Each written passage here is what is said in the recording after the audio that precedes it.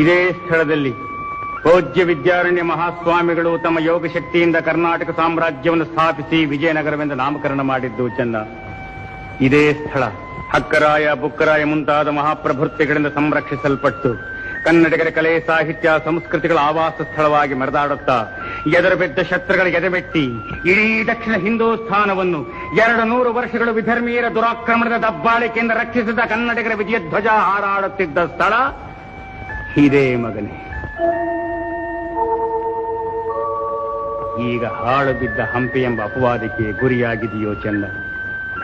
ಮುತ್ತು ರತ್ನಗಳನ್ನು ಅಕ್ಕಿ ಬೇಳೆಯಂತೆ ಸೇರಿನಲ್ಲಿ ಅಡೆದು ಮಾರುತ್ತಿದ್ದ ಅಂಗಡಿಗಳ ಸಾಲಿನಲ್ಲಿ ಕತ್ತೆ ನಾಯಿಗಳು ನಿಂತಿವೆ. ರಾಜಾಧಿರಾಜರು ಸಾರ್ವಭೌಮರುಗಳು ಓಡಾಡುತ್ತಿದ್ದ ರಾಜಮಾರ್ಗಗಳೆಲ್ಲ ಹಾಳೂರ ಸ್ಮಶಾನದಂತೆ ಭಾಸವಾಗುತ್ತಿದೆ. ನಮ್ಮ ಅದೃಷ್ಟ ಅಪ್ಪಾಜಿ, ಅದೃಷ್ಟ. ಅದೃಷ್ಟ ಅಲ್ಲ ಮಗನೇ, ಉದಾರ ಗುಣ. ಉತ್ತೇಜಿತರಾಗಬೇಡಿ ಅಪ್ಪಾಜಿ. ಕರ್ನಾಟಕ ಸಾಮ್ರಾಜ್ಯದ ಹಿಂದಿನ ವೈಭವ ಜ್ಞಾಪಕ ಬಂದ ತಕ್ಷಣ ಕ್ಷಾತ್ರ ಉಕ್ಕಿ ಬರುತ್ತದೋ ಮಗನೇ. ಹೆದರಿ ಹೇಳಿ